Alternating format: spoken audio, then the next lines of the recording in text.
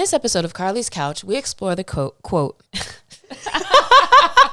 We explore the quote. You should be with someone who loves you more than you love them. Dun, dun, dun. No laughing matter. Alas, once I can get my words together. Happy Monday. Hello, or whatever day that you're tuning into us. Welcome to Carlie's Couch. I'm Lextopia. CC Fierce, Carlie Carpio in the building. How you feeling today, Lex? I am feeling really good. I am chilling. It's like nothing feels too stressful. So yeah, I'm cool. I like these mother of pearl earrings you got on. Thank you. So I'm like, oh, okay. Thank you. I'm trying to actually be cute on the couch for once. As of late, last couple months, been trying a little bit more. She been cute on the couch. But we'll start with this week's question from the couch. Who is your unconventional celebrity crush?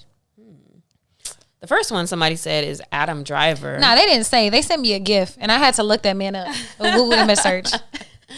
But yeah, I get it. He's like kind of ugly cute, but he's kind of cute. And then the second one is Willem Dafoe. I definitely called this man William earlier. Yeah, you did. But that's okay. I feel like I always thought it was William until maybe a few years ago. Somebody said Tyler James Williams, which, yeah, he's awkward. Yeah, he's kind of awkward. But then they also said, and Kevin Costner. And like, baby, he ain't unconventional. He's a crush. Ain't nothing unconventional about Kevin Costner. So, okay. Like Bodyguard Kevin Costner with Whitney Houston? Right. You wild out. You wild. This next one, however, yuck. Pete Davidson. Boo. Then somebody said Serge Tankian, and that's the lead singer of System of a Down. So he be going in. The next person said Jeremy Irons. I think he's attractive too. I'm not mad at that. Yeah, you do. You have to look it up because I can't think of the movies right now. Besides Three Musketeers. The next one said it's Plies, baby. yeah. So you got to think for Kirk Franklin too, really. Low-key, the next one's the funniest one. Miss Rachel. That's funny. And I was about to say, we ain't had no women on here. That's the thing. It's the only one, and it was a conversation that I had. Someone was like, yo, Miss Rachel could get it. Miss Rachel, that's funny. She'd be like, hello. Good morning. And then both me and Carlie were thinking the same thing. Peter Dinklage. But he's kind of cute, though. He's handsome. He's real suave. I think so. I think he, could carry himself in a conversation. Yeah, he's suave. I like him. I mean, but I kind of have a little phobia, but also, like, I don't know. I'm not mad at that. But then also I was like, is it rude to say unconventional because he's a little person? Not any more than it's rude to say that because these other people are ugly. So okay, fair. Okay, cool. Like it's all the same. All right. Okay, so thank y'all for answering. Next time we have another question to follow up. That'll be in a few months or whatever. But anyways, okay, so today's topic. When I was a young lass, I'm gonna say grandmother. My auntie went to prison, not jail, but prison. She was in prison, like the pen. But what'd she do? Embezzlement? Drugs. Okay. She was a dealer, baby. I don't know, but my mom was pissed because all of us were with her the day before she got arrested. Oh shit! She had all y'all locked up. I remember going to visit her in this jail and like having to go through all the little things in my little coat, and they had a little play area for me and my mom. Anyways, I didn't realize that was an untraditional experience until I got older. But I had an auntie that went to the pen, and she went in, loving men and came out loving women. Maybe she loved women before, who knows? But then I remember distinctly having lunch with her and her wife, Tiger, at the time.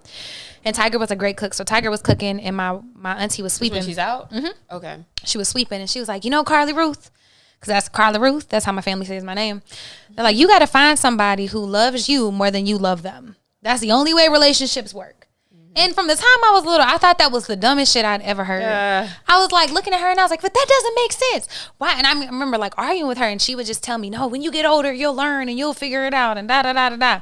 And I'm older and I still don't agree with that necessarily. So what happened with her relationship? They ended up breaking up and then Tiger died and she has not really had a partner after that. So, but, rest in peace to Tiger. And all of her other partners or anybody else that she dealt with. But yeah, it didn't work out that way. But I think she was saying it in reference because I do have an uncle who loves one of my aunties. Actually, two of them have husbands who would move, like literally would lasso the moon and move it for them if they wanted. Mm-hmm. And they just would do anything in their power to make these women happy who in society, some might consider them like a little bitchy or a little hard to deal with or whatever. Whipped. Yeah, like a little whipped or whatever. But, and I don't know if she was talking about them because I don't know if he was in her situation. But I've been seeing this quote a lot more. And so I was like, let's talk about this. Yeah, I've seen these sentiments and the quote on probably Twitter, and people talking about how, you know, the best way for relationships to work is if, you know, you find somebody who is more into you than you are into them. So what does that look like though? To be with somebody who loves you more than you love them. Okay. So you're willing to, in my head, when I'm trying to talk my way through this, it means that like they're more scared of losing you than you are them. And so they put more into relationship. They try really hard to keep you, or to keep, you know, taking care of you, or to show you that they care and that you're loved. And so I think that's the idea, is to have someone who is so scared of losing you, or someone who knows they can and maybe values you so much, but that's not even the same thing. It's like loving you more than you love them. No, I think what you said is pretty spot on, and I like the way you described it, because it's fear. So like, to me, right, the first thing, like, even when I hear this quote, well, I'm like, that's weird, is because love is love, and then fear is like the total opposite of that. And so it does feel like you want to be the one who's not vulnerable, or you want to be with somebody who feels more vulnerable, feels like they have something to lose. To me, it sounds like you're saying you need to be with a people pleaser, somebody who wants to do anything to please you and anything for you. So that's what it sounds like to me. Yeah. Have you ever been in a relationship where you noticed that the love dynamic or the power dynamic was different? Like where they maybe loved you more? Yes, but not that way. And the reason why I was like, I think about people pleaser and what you said, right, about maybe being scared to lose them, or you aren't empowered. I've been in those spaces where I know, like, okay, why am I the one, you know, doing everything, or traveling to see you, or, you know, you're the one always upset because they didn't call you, or whatever, right? Because I'm being that person who is, what's the attachment style of anxious? Attached. Yeah. So also this makes me feel like that. Like, really what this sounds like is a quote from an avoidant to saying that you should have an anxiously attached person. But I have been that person, but I can't even imagine being with somebody who is like that, which is funny, having been that person, because that very much annoys me when I can tell people like need me to do a certain thing, or to be a certain way, or, you know, you feel like you can't be yourself in that space. So I feel like it does kind of take a little bit of a villain, somebody who probably enjoys 48 Laws of Power, to say this quote and really mean it in that way. Yeah, because I thought back to like all my relationships, and I've often been the anxiously attached person, but once upon a time I was not. And he definitely loved me more than I love him. And I just didn't think it was fair. And I literally like broke up with this man. I was like, look, like the way you love me, I want you to find someone who loves you like that, because like, I love you, but I'm not in love with you, and this isn't fair anymore, you know. And I had to grow enough to be able to let that go. But I remember people were like, oh my God, I can't believe you broke up with him, you know, blah, blah, blah. And I'm like, guys, you're just doing too much. You just weren't feeling it. I wasn't feeling it, but he would have moved heaven and earth to try to, you know what I'm saying, be with me. I can't, it's not enjoyable for me to be around anybody that I don't actually like. And so to me, it just feels like that's also a waste of my time. Like, sure, maybe there's some checkbox that's being checked about, okay, I'm getting the flowers, I'm getting calls and all this and that. And if I don't like you, it's just like, it doesn't matter to me. It don't even hit the same. Yeah, it like, doesn't. and like the gifts, and like he bought things and did things, and like you said, it just didn't hit the same. So even if we're talking about pros and cons about being in a relationship with someone who like loves you more, so yes, those things, but it just doesn't even mean the same thing. So I don't even know if I would really consider that a pro. Before we get into cons, are there any pros? Sure. I think a pro to being with somebody who's anxiously attached is that you have control. I think a pro is having the control. And in this case, I guess you like that more than you want to be in a vulnerable relationship, or you know, be in a equal relationship. What else? I guess power is the same thing as power. control. That's what I was about to say. Yeah, you do. You have more control, power. You might feel safer. Yeah, and because of that, you might feel safer. It's like you are the driver of the car. The car is your relationship, and you are the driver. And so whatever you want to be happening can potentially happen. Okay, that's a good pro. I mean, if that's what you care about most. But I feel like the pros don't outweigh the cons. So I feel like the cons are more important than that. So if you're in this space where like you only want to be in control and only feel safe because you're fear led, like I feel like you're kind of missing out on like the depth and the beauty of love, like essentially, or how amazing it can be if you're not really feeling a person like that.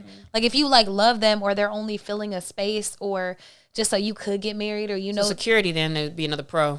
Yeah, so security for sure is a pro, but kind of, I guess. It could be depending on who you are and what you want. Yeah. But I feel like some people might risk security, like because they think that that's more important than actually experiencing a deep love or an exciting love or a love that like, I don't know. I'm a hopeful romantic. You are, so I will agree with you that you are for sure sacrificing an element of love.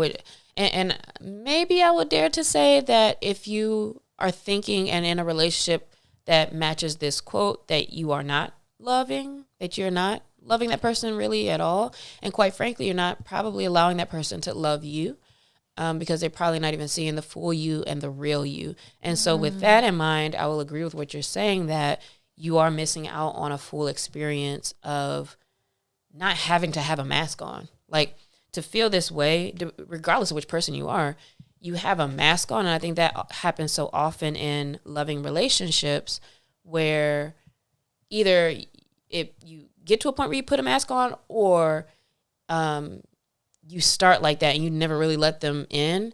And I think that does hinder the experience, the romantic experience for sure. Yeah, and I feel like it kind of ends up settling for both parties because if you're not really loving them like that, then they're not able to receive and be like, know what it's like to be that person's like the doting object of affection or any of those things. And so I feel like it just kind of is a fearful state to be in and everybody ends up settling.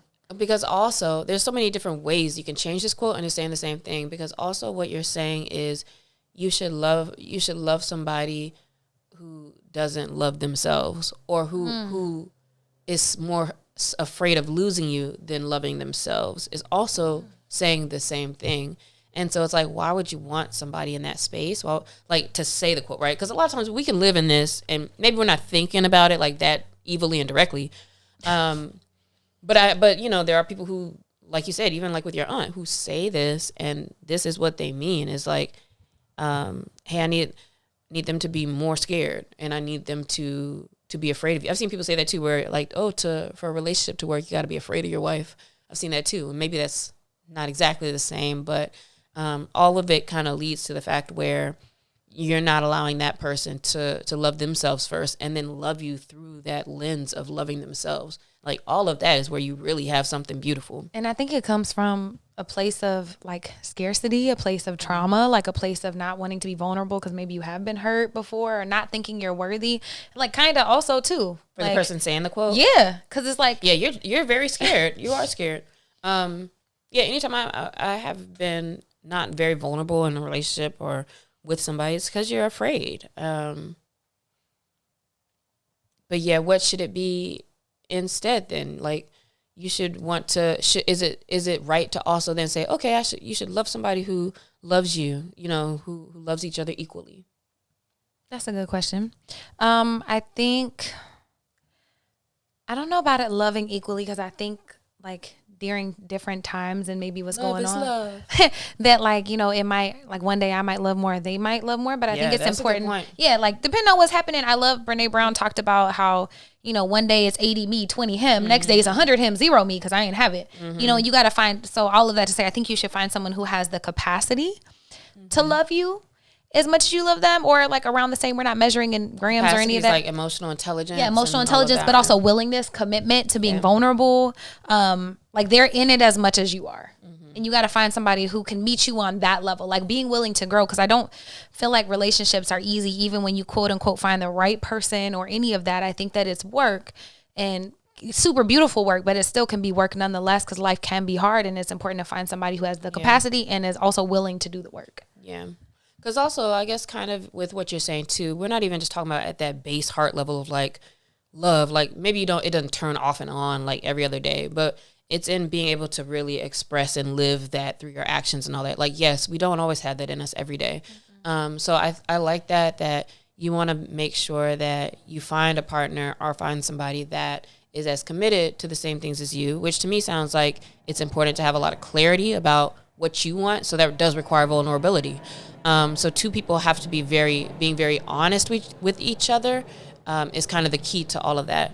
I think it's still kind of weird to think about it like saying somebody needs to love you as much as you or less than, more than. But even that as much as, it's like, let's, like, I don't know, this might be being too esoteric, but like, let's like just love the person, right? So you are focused on, I'm going to, if you make this decision to love this person, love them, do what that entails.